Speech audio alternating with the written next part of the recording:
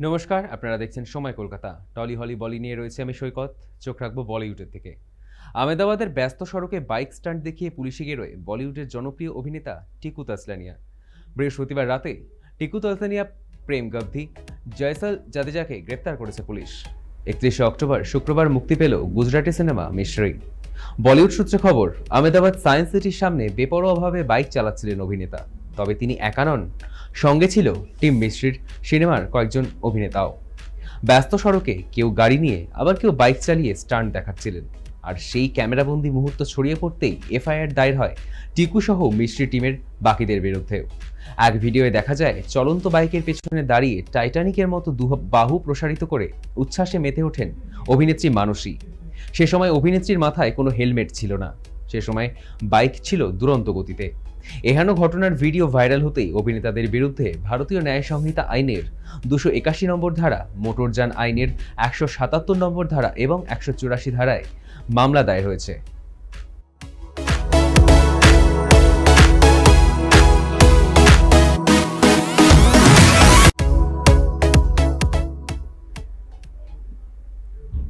চলতি বছরের ডিসেম্বর মাসেই 90-এ পা রাখবেন অভিনেতা ধর্মেন্দ্র। 79 পেরিয়ে বার্ধক্যের ভারে তিনি নুয়ে পড়েননি, বরং এখনও বলিউডে কাজ করে যাচ্ছেন প্রবীণ অভিনেতা। বলিউড মাধ্যম সূত্রে খবর, শুক্রবার মুম্বাইয়ের ব্রিজ ক্যান্ডি হাসপাতালে ভর্তি হয়েছেন ধর্মেন্দ্র।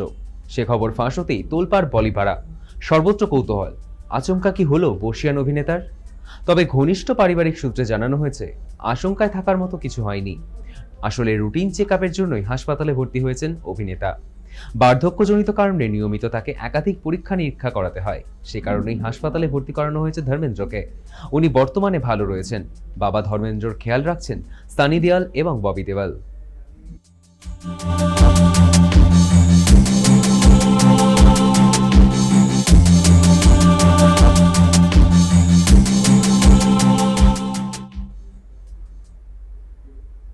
অঞ্জন দত্ত মমতা শঙ্করের হাত ধরে হারানো প্রেম পর্দায় ফেরাচ্ছেন পরিচালক সপ্তাশ্য বসু। ছবির নাম দেরি হয়ে গিয়েছে। সপ্তাশের হাত ধরে অভিনয়ের দুনিয়ায় পা রাখছেন মমতা শঙ্করের ছোট বৌমা সৌরিতা শঙ্কর ঘোষ। কোন ভূমিকায় দেখা যাবে তাকে? খবর, ছবিতে মমতা শঙ্করের ছেলেবেলা জুড়ে রয়েছেন তিনি। পারিবারিক প্রথা মেনে পর্দায় অভিষেক হলো মমতা শঙ্করের ছোট বৌমার। ছবির চিত্রনাট্য শোনাতে মমতা শঙ্করের বাড়িতে উপস্থিত হয়েছিলেন পরিচালক সপ্তাশ্য এবং ছবির নায়ক অঞ্জন দত্ত। সৌরিতাকে দেখা মাত্র পছন্দ হয় পরিচালকের। পরে তিনি মমতা শঙ্করকে সে কথা জানাতেই অভিনেত্রী আপত্তি জানাননি। যদিও ব্যস্ততার কারণে মমতা শঙ্কর ছোট বৌমাকে অভিনয় নিয়ে টিপস দিতে পারেননি, তবে ছবির ডাবিং করাতে গিয়ে যতটুকু দেখেছেন তাতে তিনি বেজায় খুশি।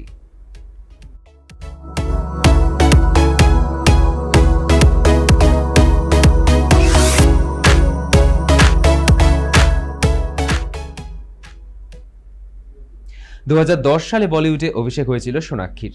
অভিনয়ের জার্নি শুরু করেই সুযোগ পেয়েছিলেন সলমানের বিপরীতে অভিনয় করার। বলিউডে দাবাং ছবির হাত ধরেই সোনাক্ষীর জার্নি শুরু হয়। সম্প্রতি এক সাক্ষাৎকারে সোনাক্ষী বলেন, তার বাবা এবং সেলিম খান সাহেব দুজন বহু বছরের পরিচিত এবং খুব ভালো বন্ধু। সোনাক্ষীর পরিবার সলমানের বাড়িতে বিভিন্ন অনুষ্ঠানে অংশগ্রহণ করত। সেরকমই একটা অনুষ্ঠানে সেলিম সাহেব তাকে বলেন, কেন সময় নষ্ট করছে সোনাক্ষী? তাকে অভিনয় করার পরামর্শ দেন।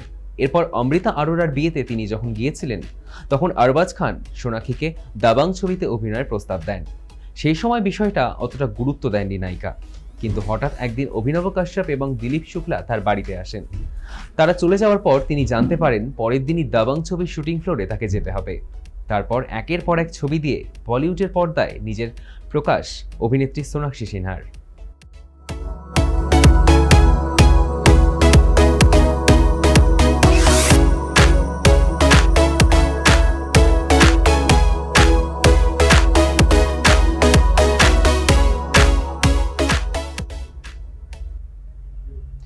অসুস্থতা থেকে সদ্য বেরিয়ে এসেছেন টলিউড অভিনেত্রী তথা বিধায়ক পত্নী শ্রীময়ী চট্টরাজ।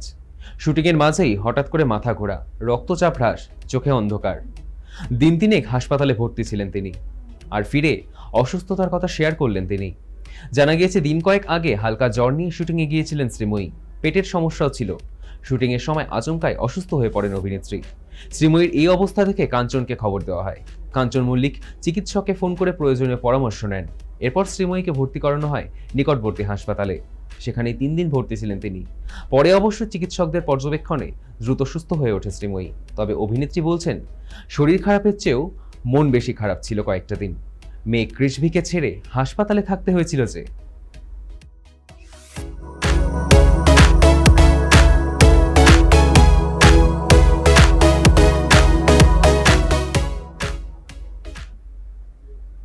বাঁকুড়ার ছাতনা ব্লকের জিররা গ্রামের এক সাধারণ পরিবারের অসাধারণ যুবক বিশ্বজিৎ কর্মকার। মা বাবার ছোট্ট চা চপের দোকানই ছিল তাদের সংসারের ভরসা। কিন্তু এই ছোট দোকানের আড়ালেই লুকিয়েছিল এক বড় স্বপ্ন, গান গাওয়ার স্বপ্ন। ছোট থেকেই সুরের প্রতি ছিল তার এক অদ্ভুত টান। পাশাপাশি পড়াশুনো চলছিল গানের মতোই। গান ছিল তার নিঃশ্বাসের মতো।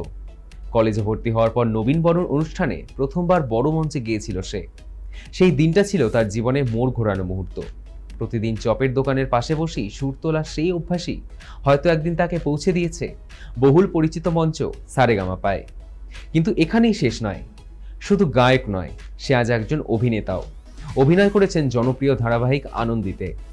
গান আর অভিনয় এই দুইকে সে দেখিয়ে দিয়েছে নিজের প্রতিভা, নিজের পরিশ্রম এবং নিজের জেদ।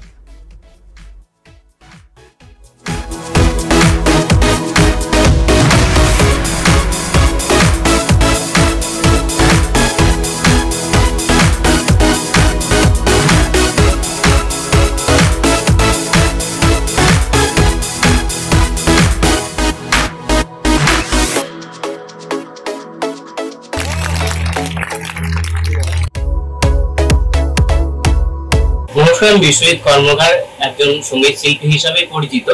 তবে আমার এই সঙ্গীত জগতের যে জার্নিটা সেটা মোটেও সহজ নয়। আমার বাবা মা দুজনেই অক্লান্ত পরিশ্রম করেন। ওনারা দুজনে একটা ছোট্ট চায়ের দোকান করে আমাকে মানুষ করেছেন। সকাল ভোরে 4টা থেকে উঠে রাত্রি 12টা অবধি তারা পরিশ্রম করেন, দিনরাত মেহনত করেন। হয়তো তাদের সেরকম ভাবে সাহায্য করতে পারি না, কিন্তু আমার সবকিছু বাগিয়ে গুছিয়ে যতটা পারি সময় তাদের দিই। তার সাথে এখন আমি বিভিন্ন মঞ্চে গান গাই, এছাড়াও একটা কোম্পানিতে কাজও করছি। তবে কোম্পানিতে কাজ করলেও ভালো লাগার জিনিস হচ্ছে এই গান। টলি হলি বলি এখনকার মতো এ পর্যন্তই। দেখতে থাকুন সময় কলকাতা। সময় বলবে সময়ের কথা।